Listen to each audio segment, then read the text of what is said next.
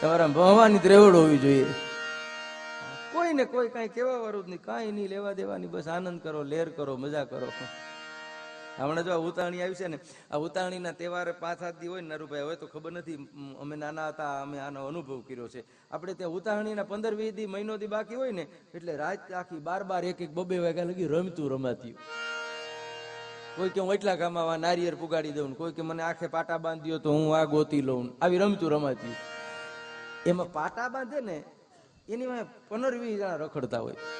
પાટો તો એકને જ બાંધ્યો હોય, પાટો બાંધીને પછી એને ઘુમરા ફેરવે. એ ઘુમરા ફરે ને પછી દહ ભૂલી જાય. આપણે શિયાર ઘુમરા ફેર્યા નથી ભૂલી ગયા, ઓલો તો રૂહ લઈ ગયો હોય.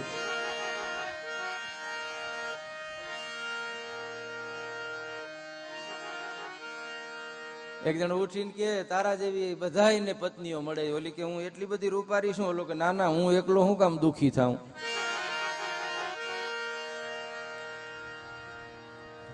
આ જમાયાના હહરાન દી ગયો ને 15 દી રોકાણો, 15 દી રોકાણો.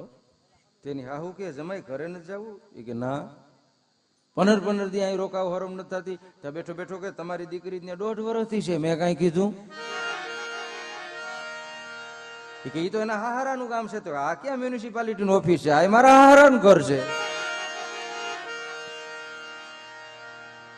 એક જણ હહરાન કે તમારી દીકરી મને દુઃખ બહુ દે. હે કે તમારી દીકરી મને દુઃખ બહુ દે. ઓલો ઉભો ઉભો કે તારી પાસે આ કટ પીસ છે, આખો ટાંકો મારી પાસે છે. મેં કોઈને કીધું? હા, તો વીતી હોય જાણે. એક જણ કે હાઠુભાઈ એટલે શું? તો એલો કે એક કંપનીના માલથી જે 2 જણા છેતરાણા હોય ને એને હાઠુભાઈ કહેવાય. બકા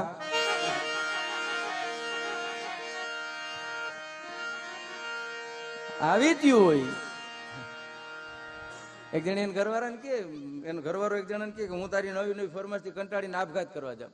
ઓલી બાઈને કે હું તારી ફરમાઈશથી કંટાળી ગયો કે મરવા જાઉં. તો ઓલી બેઠી બેઠી કે એક સફેદ ડ્રેસ તો લઈ આવો, હું બેહણામાં હું પહેરી. બોલો આવાય જીવે. રાજકોટના આજી ડેમે પતિ પત્ની બે ફરવા ગયા હતા. બાઈ થોડોક દુબરો, બાઈ થોડીક આડેતી.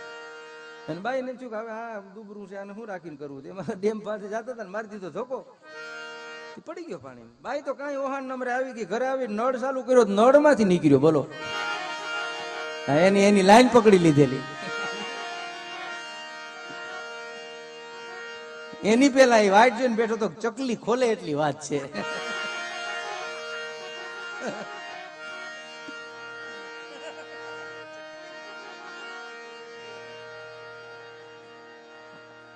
ઓલા ઘુમરા ફેરવે આપણે રમતા હોય એટલે એની રૂહ લઈ જાય. ઘુમરો બહુ એટલા બધા ફરે ને એમાં ભૂલી જાય.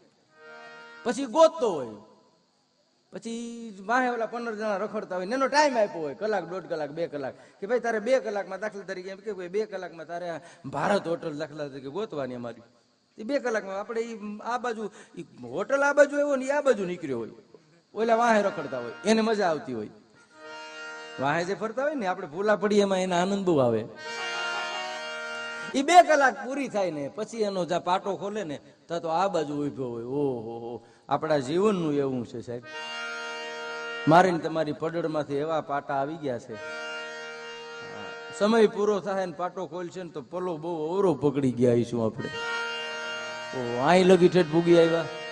આંધ્રા પાડાની રમતું આપણે ત્યાં સાહેબ રમતું રમાતું ને બધી અમુક એમાંથી ગોતી લઈએ. બોલો, ગજબ ના હોય સાહેબ. ગમે એમ કરો ને એમાંથી છટકી જાય, એમાંથી નીકળી જાય. આ બધા આપણે જે મોકલા છે એમાં જુદ જુદા હોય. બધા હો રીતે જે કઈ આવ્યા છે એમાં બધાને ભગવાને જુદ જુદી શક્તિ આપી હોય. પણ આપણી એક કહેવત છે કે ભગવાન જે કરે ને હારું કરે. એની માથે ભરોસો રાખવો. એની માથે જે આપણે મોકલા છે સમજી વિચારીને મોકલા છે. ભગવાન જે કરેલું વાત નથી. ઓલો મહારાજા હોપારી વેતરતા હતા, હોપારી વેતરતા વેતરતા મહારાજને કોઈ હોપારી વેતરવી ન પડે. પણ એને એમ થાય ને કોક દી આ કેમ વેતરતા છે, હું તો વેતરું એમ હોપારી વેતરતા હતા ને એમાં ભાઈ હોપારી છટકી અંગોઠો કપાઈ ગયો. અંગોઠો કપાણો, લોહીની ધાર નીકળી. એટલા બધા લોહી નીકળ્યા ને એટલે એનો મંત્રી ત્યાં બેઠો હતો ને એ મંત્રી કે ભગવાને જે કર્યું ને હારું કર્યું. હે કે ભગવાને હારું કર્યું. અને બ્રાહ્મણ કહી મહારાજાને મારો અંગોઠો કપાઈ ગયો, લોહીની ધાર નીકળે છે અને હારું કર્યું ભગવાને, તને મજા આવે? પૂરી દો આ મંત્રીને પૂરી દીધો. માથે પાટો બાંધ્યો, પાટો વાર્યો. એ 2-5 દી થયા, રોજ વરી ગઈ.